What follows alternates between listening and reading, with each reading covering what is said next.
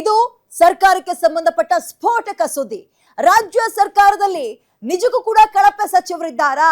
ಈ ಆರೋಪ ಮಾಡ್ತಾ ಇರೋದು ಬೇರೆ ಪಕ್ಷದವರಲ್ಲ, ಕಾಂಗ್ರೆಸ್ ಪಕ್ಷದವರೇ, ಕಾಂಗ್ರೆಸ್ ಪಕ್ಷದ ಶಾಸಕರುಗಳೇ.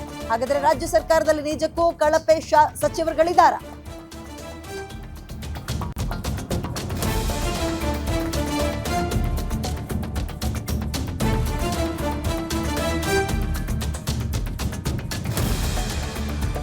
ಸುಮಾರು 8 ರಿಂದ 10 ಸಚಿವರು ಕಳೆದ 2 ವರ್ಷದಲ್ಲಿ ಏನೂ ಸಾಧನೆ ಮಾಡಿಲ್ವಾ?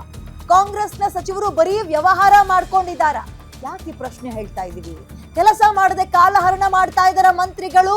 ಅದರಲ್ಲೂ ಪ್ರಮುಖವಾಗಿ ಆ 8 ರಿಂದ 10 ಜನ ವಹಿಸಿಕೊಂಡ ಖಾತೆಯನ್ನ ನಿರ್ವಹಿಸದೆ ವೇಸ್ಟ್ ಆಗಿದಾರ. ಕೆಲ ಮಂತ್ರಿಗಳಂತೂ ಕಳಪೆ ಅಂತ ಕಾಂಗ್ರೆಸ್ ನಾಯಕ ಗುಡುಗಿದ್ದಾರೆ. ಆ ಸ್ಫೋಟಕ ಸುದ್ದಿಯನ್ನ ಸಿಡಿಸಿದ ಆ ನಾಯಕ ಯಾರು?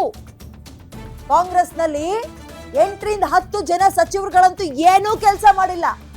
2 ವರ್ಷದಿಂದ ಇದೇ ಹಣೆ ಬರ, ಏನು ಕೆಲಸ ಮಾಡಿಲ್ಲ ಅಂತ ಕಾಂಗ್ರೆಸ್ ಪಕ್ಷದಲ್ಲಿರುವ ಆ ನಾಯಕನೇ ಇಂತಹ ಒಂದು ಸ್ಫೋಟಕ ಸ್ಟೇಟ್ಮೆಂಟ್ ಅನ್ನ ಕೊಟ್ಟಿದ್ದಾರೆ.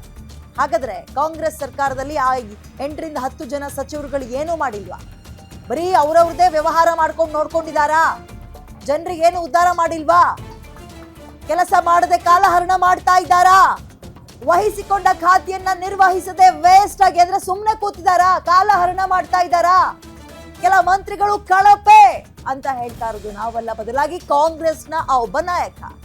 ಹಾಗಾದ್ರೆ ಇಂತಹ ಸ್ಫೋಟಕ ಸುದ್ದಿಯನ್ನ ಸಿಡಿಸಿದ ಅಥವಾ ಸ್ಫೋಟಕ ಹೇಳಿಕೆ ಕೊಟ್ಟ ಆ ಲೀಡರ್ ಯಾರು? ಅದು ಕಾಂಗ್ರೆಸ್ನವರೇ. ಯಾಕಿಂತ ಆರೋಪ ಮಾಡ್ತಾ ಇದ್ದಾರೆ? ಕಾಂಗ್ರೆಸ್ನಲ್ಲಿ ಸಚಿವರುಗಳು ಸರಿಯಾದ ಸಮಯಕ್ಕೆ ಸಿಗ್ತಾ ಇಲ್ಲ, ಕೆಲಸಗಳನ್ನು ಮಾಡ್ತಾ ಇಲ್ಲ ಅನ್ನೋ ಆರೋಪ ಇವತ್ತು ನೆನ್ನೆದಲ್ಲ. ಬಟ್ ಈಗ ಈ ಸ್ಟೇಟ್ಮೆಂಟ್ ಬಹಳ ಸ್ಟ್ರಾಂಗ್ ಆಗಿ ಕೊಟ್ಟಿದ್ದಾರೆ ಕಾಂಗ್ರೆಸ್ನ ಆ ಲೀಡರ್. 2 ವರ್ಷದಲ್ಲಿ 8 ರಿಂದ 10 ಜನ ಮಂತ್ರಿಗಳು ಅಂತ ಅನಿಸ್ಕೊಂಡಿರೋರು ಏನೂ ಮಾಡಿಲ್ಲ, ಬರೀ ಕಾಲಹರಣ ಮಾಡ್ತಾ ಇದ್ದಾರೆ. ಅವ್ರವ್ರ ಮನೆ ಕೆಲಸಗಳನ್ನು ಮಾಡಿಸ್ಕೊಳ್ತಾ ಇದ್ದಾರೆ, ಅವ್ರವ್ರದೇ ವ್ಯವಹಾರವನ್ನ ನೋಡ್ಕೊಂಡಿದ್ದಾರೆ. ಕೊಟ್ಟಂತಹ ಖಾತೆಗೆ 1 ರೂಪಾಯಿದು ನ್ಯಾಯ ಒದಗಿಸಿಲ್ಲ ಇಲ್ಲಿ ತನಕ. ಯಾರು ಹೇಳಿರೋದು ಹಾಗಾದ್ರೆ? ಕಾಂಗ್ರೆಸ್ ಸರ್ಕಾರ ಅಧಿಕಾರಕ್ಕೆ ಬಂದು 2 ವರ್ಷ ಆದ್ರೂ ಕೂಡ ಇಂತಹ ಆರೋಪಗಳು ಕಾಂಗ್ರೆಸ್ನಲ್ಲಿರೋರು ಮಾಡ್ತಲೇ ಬರ್ತಾ ಇದ್ದಾರೆ, ನಿಲ್ತಾ ಇಲ್ಲ. ಹಾಗಾದ್ರೆ ಇಂತಹ ಸ್ಟೇಟ್ಮೆಂಟ್ ಅನ್ನ ಕೊಟ್ಟಂತಹ ಕಾಂಗ್ರೆಸ್ನ ನಾಯಕ ಯಾರು? ಅವರಿಗಿರುವಂತಹ ಅಸಮಾಧಾನ ಏನು? ಆ 8 ರಿಂದ 10 ಜನ ಸಚಿವರುಗಳು ಅಂದ್ರೆ ಯಾರ್ಯಾರು? ಕಾಂಗ್ರೆಸ್ ಶಾಸಕ ಬಸವರಾಜ ಶಿವಗಂಗಾ ಇಂತಹದೊಂದು ಸ್ಫೋಟಕ ಸುದ್ದಿಯನ್ನ ಸಿಡಿಸಿದ್ದಾರೆ.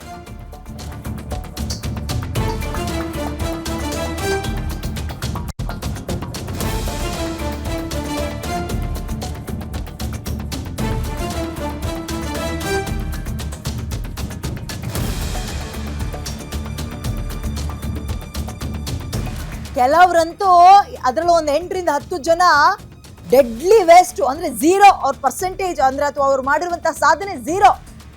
ಅವ್ರ ಕೈಲಿ ಆಗ್ಲಿಲ್ಲ ಅಂದ್ರೆ ಹೊಸಬ್ರಿಗೆ ಕೊಡಿ, ಅವಕಾಶ ಮಾಡಿಕೊಡಿ. 2 ವರ್ಷದ ಸಾಧನಾ ಸಮಾವೇಶದಲ್ಲಿ ಚೇರ್ ಮೇಲೆ ಕೂರಿಸಿದ್ರಲ್ಲ, ಸಾಧನೆ ಮಾಡ್ದಲೇ ಇದ್ದವರೇ ಇದ್ರು. ಹಳಬ್ರಿಗೆ ಸಚಿವ ಸ್ಥಾನದಿಂದ ಕೋಕ್ ಕೊಡಿ. ಕೆಲ ಹಿರಿಯ ಸಚಿವರುಗಳು ವೇಸ್ಟ್. ಕಾಂಗ್ರೆಸ್ ಪಕ್ಷದ ಶಿವಗಂಗಾ, ಬಸವರಾಜ ಶಿವಗಂಗಾ ಅವರು ಮಾಡ್ತಾ ಇರುವ ಆರೋಪ ಇದು. ಕೆಲ ಮಂತ್ರಿಗಳಂತೂ ಡೆಡ್ಲಿ ವೇಸ್ಟ್ ಅಂತ ಚನ್ನಗಿರಿಯ MLA ಗುಡುಗಿದ್ದಾರೆ. ಹಳೆ ಸಚಿವರಿಗೆ ಟೇಸ್ಟೇ ಇಲ್ಲ, ಹೊಸಬರಿಗೆ ಜೋಶ್ ಇದೆ. ಅದಕ್ಕೆ ಬದಲಾಯಿಸಿ ಹೊಸ ಶಾಸಕರಿಗೆ ನೀವು ಸಚಿವ ಸ್ಥಾನ ಕೊಟ್ಬಿಟ್ರೆ ಬಹಳ ವಂಡರ್ಫುಲ್ ಆಗಿ ಉತ್ತಮವಾಗಿ ಕೆಲಸ ಮಾಡ್ತಾರೆ. ಕಳೆದ 2 ವರ್ಷಗಳಲ್ಲಿ ಕೆಲ ಸಚಿವರಂತೂ ಏನೂ ಮಾಡಿಲ್ಲ, 0 ಅವರ ಸಾಧನೆ ಶೂನ್ಯ.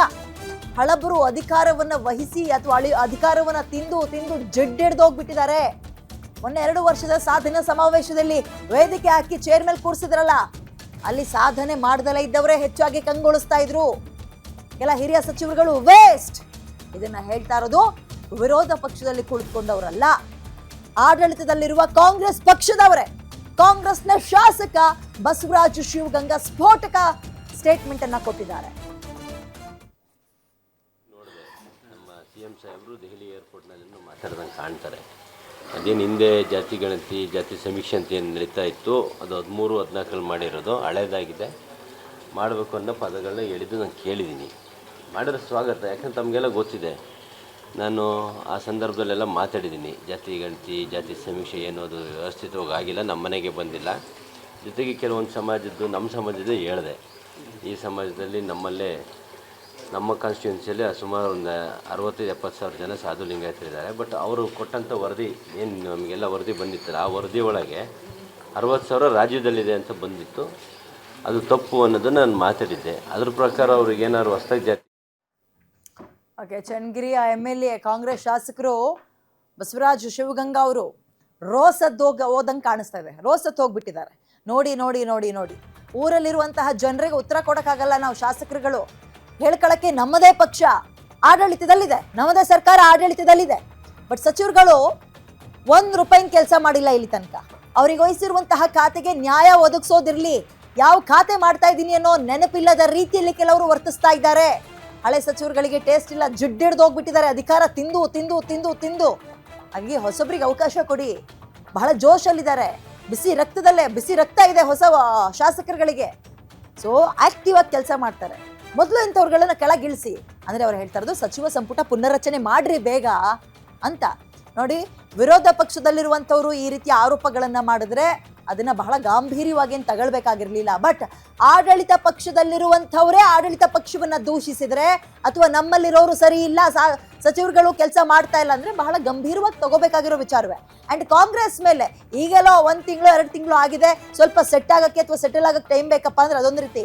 2 ತಿಂಗಳಲ್ಲ, ಕಾಂಗ್ರೆಸ್ ಅಧಿಕಾರಕ್ಕೆ ಬಂದು 2 ವರ್ಷ ಆಗಿದೆ. ಇನ್ನೂ ಕೂಡ ಇಂತಹ ಆರೋಪಗಳನ್ನ ಕಾಂಗ್ರೆಸ್ ಪಕ್ಷದಲ್ಲಿ ಕೇಳ್ತಾ ಇದೀವಿ ಅಂದ್ರೆ ಕಾರಣ ಏನು? ಇದರ ಅರ್ಥ ಏನು?